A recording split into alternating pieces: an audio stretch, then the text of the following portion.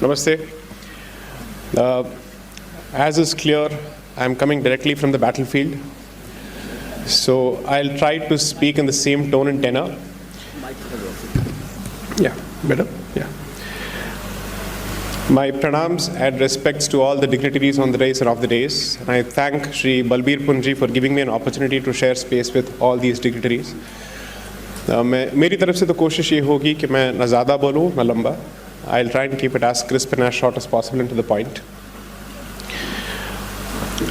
I may have a slight difference of opinion with you. So let me try and express it. वकील हूँ तो कहीं ना कहीं मुझे objection तो उठाना पड़ेगा. So I think last year there was a hearing that was going on in the Delhi High Court. And both parties before the judge were trying to present their competing narratives. And the judge remarked, and this was one of the widely reported remarks, that it's never the party which is on trial, it is the judge who is always on trial. Because it is for the judge to sift between truth, facts, and lies. I think that has more or less become the role of every person who consumes information today. I don't think there is any person today who is capable of saying that I am able to make up my mind without a competing narrative or a competing version being presented on the same subject, no matter what the subject is. Now that takes us to a slightly different question. Is there any distinction between narrative and propaganda? Are they synonyms? Are they paryayvachi in any sense? To my mind, that may not be the case. Propaganda is manufacturing facts and manufacturing opinions without facts. Narrative is presenting your version based on facts reasonably, which is narrative still has some correlation, some nexus, some basis in tathya. Propaganda is always as far as away from facts and truth. Now, therefore, perhaps what is imperative is to understand the distinction between what is narrative and what is propaganda. But why is this even relevant to the current times that we live in?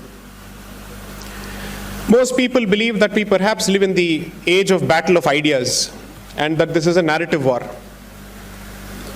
My reading as a fledgling lay student and untrained student of history, political science and civilization, and law for that matter, is that a war of narratives has always been present. It's only a question of the centrality that has been given to it. So previously, if people disagreed, they were quick to draw their swords.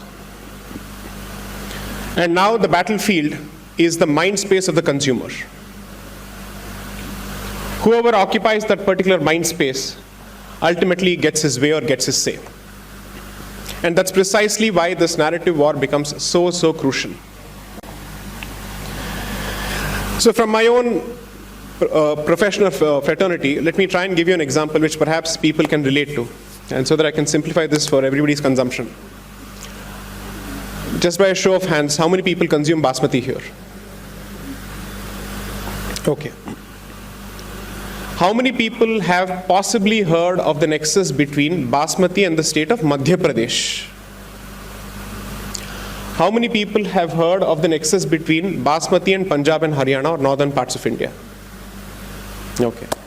So at the very least, the perception is that basmati has more to do with the region above the Vindhyas than with the Vindhyas or Madhya Bharat. What if I were to tell you that there are records to establish that cultivation of basmati and consumption of basmati in Madhya Bharat, at the very least, dates back to Akbar's period, and there are records from Akbar's own kitchens and inventory to show that basmati was consumed and produced in that region. And that makes it an older consumer of basmati than perhaps even Haryana for that matter.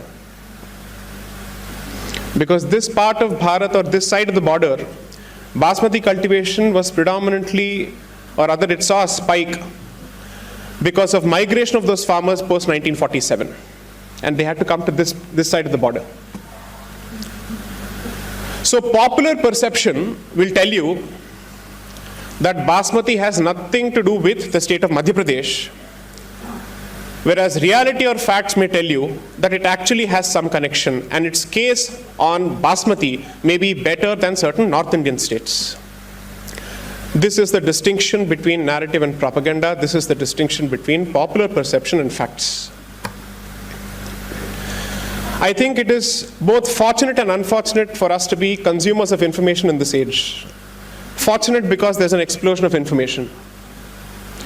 Fortunate because there was a time when news, information, shaping of influence was the fiefdom of the select few, the elite few.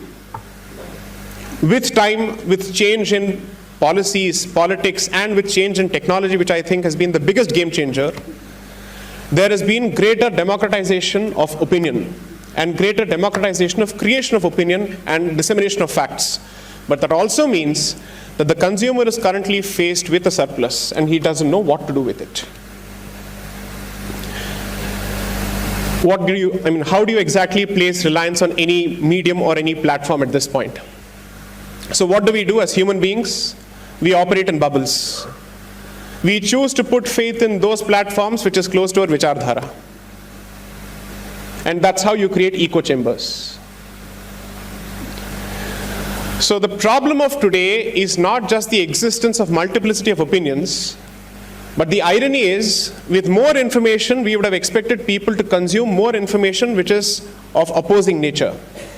But with time, we will restrict ourselves only to our own echo chambers, because the human mind looks for comfort, and comfort is, I will choose the filter based on vichardhara as opposed to tathya or facts. That is the unfortunate reality. Nevertheless, I don't think Bharat or this Sanskriti has the option or luxury of running away from this battlefield. तो इसको देखने के दो नजरिए हो सकते हैं. First, अगर कोई रण ना होता, and if there was no battlefield and there was no summer, so to speak, तब क्या narrative की जरूरत पड़ती? Or has the imperative of a narrative become necessary because of an ongoing battle or war? Now, there are two possible ways of looking at it. I am not presenting any conclusions. I am only throwing a couple of thoughts for you to consume. One, even if there was no battlefield or even if there was no war of narratives, narrative is a perception of the self. And even if there was no other to deal with, you would need a narrative to understand your own self and also to pass it on to the next generation, because when you pass on history to the next generation, you're not giving them just a set of facts. You're also giving them a certain perception of yourself as to who we are and where we come from. So strictly speaking, in that sense, I don't approach the word narrative with a negative connotation. I certainly have a problem with propaganda, but not narrative. Now, that is the first situation where even if there is no battlefield, narrative is imperative because you have to communicate not just with the present, but also with the future. But when there are people and there are agencies and there are forces and there are groups and there are vested interests which are interested in defining you for you and who do not wish to give you the basic fundamental right to define for yourself who you are and where you come from, the building of a narrative is no more an academic exercise. It is an existential civilizational exercise. It is an imperative. There is no running away from it. Who are Hindus? What is the origin of the Haindavi civilization? Where do they come from? What are their geographical origins? Our complexions have become the subject of discussions. Our ethnicities have become subject of discussions. So I certainly agree with Mr. Punj on the point that the battle of narratives, perhaps in this subcontinent, owes its origins to the colonization project. Because until then, the invader who put stock in the sword was not interested in building a narrative. He was absolutely clear about what he was here for. But then comes, I think, at the fag end of the 17th century, the European colonizer, who realizes that this particular civilization cannot be won over by the strength of the sword or on the strength of the sword, and he realizes that I need to use the mind as the battlefield here. and therefore starts a battle of narratives, where the first ground of his experiment is your mind, is your dharana, is your sanskriti, is your origin.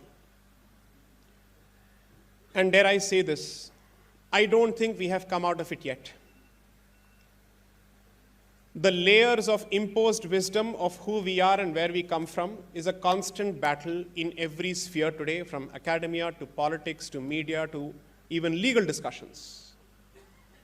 I'll give you a simple example. Try presenting any legal philosophy which has its origins in Bharatiya Sanskriti to any leading law school or a student of any leading national law school in this country. You will not succeed. Because a narrative has already been created about the regressive nature of Bharatiya Sanskriti and Hindu philosophy, to the extent that people are not even willing to consume that we have had something to contribute by way of jurisprudence, by way of philosophy, so on and so forth. So at the most fundamental level, at the most practical level, forget the political level, at the level of education, at the level of formulating of basic policies, even at the level of dressing and whatnot, narrative has played a huge role. So what do we do? Do we employ the strategy of our brothers and sisters from the left and resort to propaganda? I would say that is certainly not the Bharatiya way. In my limited experience of dealing with students across the board on campuses across the country, what I have benefited from is the traditional Sanatan way of presenting facts and leaving the conclusion of truth to the audience. Put faith in facts seems to be the mantra that has worked, even in the most hostile of spaces. And my limited suggestion here is, if this battle of narratives must be won, we must look at our history, at our present, and towards the future. With facts, truth, logic, and morality as our constant companions, that is the only way we succeed. I don't think it's possible to take an Orwellian approach to this battle, because that is a race to the bottom. We may succeed in the present, but the future will only inherit the air and the sand. Namaste. Thank you.